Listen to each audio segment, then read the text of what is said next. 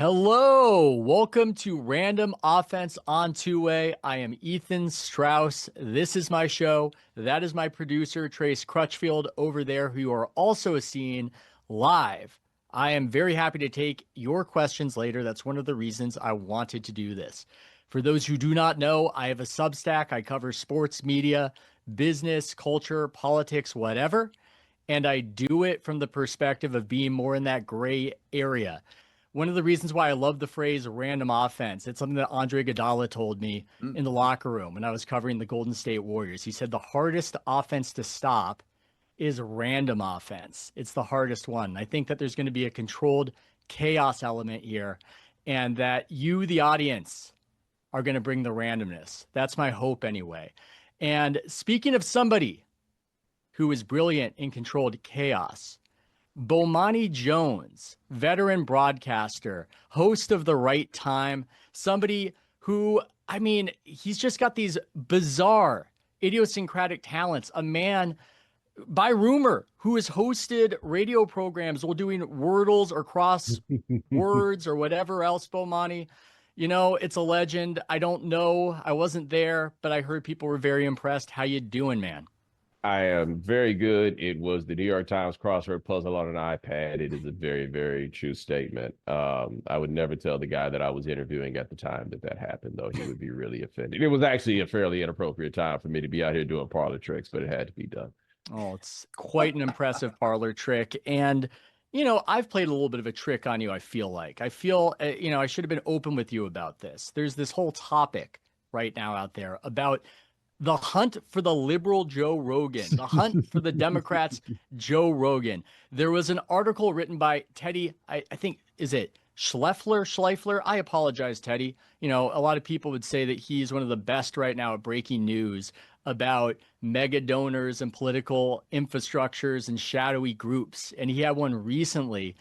There's a lot of money flying around behind the scenes because a lot of people in the Democratic establishment feel as though they've been out-messaged. They've been elbowed out of the way by Joe Rogan. They've lost a connection point with young men, and they're looking for some sort of counter. And when I read the article, I was blown away by the money involved. And Bomani, I'm not saying that's going to be you necessarily, but if you were doing a casting call, you'd have to make that phone call. And so that's a topic that I want to discuss.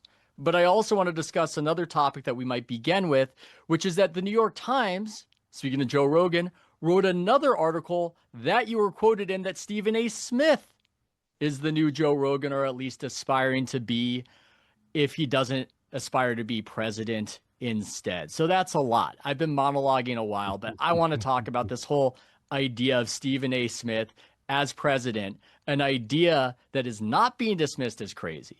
An idea that these mega donors appear to be intrigued by.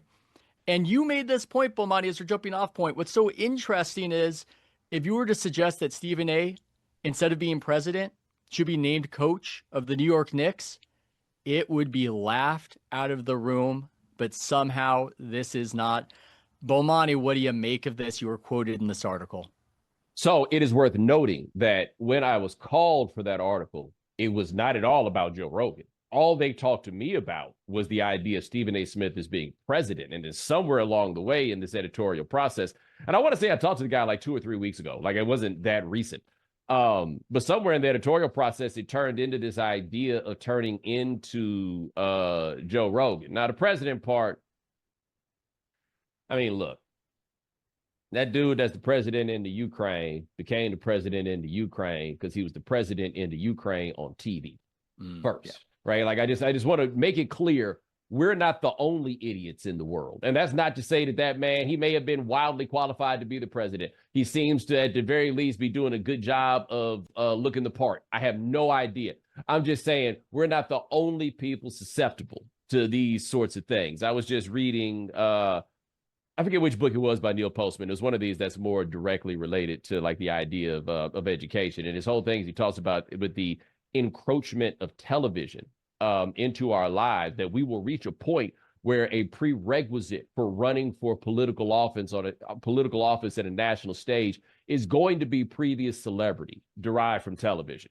And this seems to be a culmination of that, right? Like that's what Trump had over all the guys that he ran against starting in 2016, was that he was way more famous than the rest of them. The thing that makes Stephen A. Smith attractive, I think, to a lot of these Democratic donors is that he's way more famous than the rest of the people that he is running against, which will have nothing to do with whether or not you can do a good job of being the coach of the Knicks, right?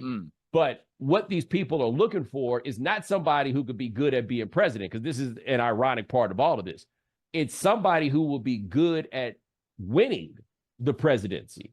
And then you think that you can go from there. And so if all you're looking for is somebody to win, then what you're looking for is somebody that can win a television contest. And so not many people are going to beat Stephen A. at a television contest. I don't think I can beat him at a television contest. And that's how we wind up with this truly nonsensical discussion that even he seems to find to be a bit nonsensical, but he can't walk away from it. Why would you? There's so much that you can gain from entertaining this.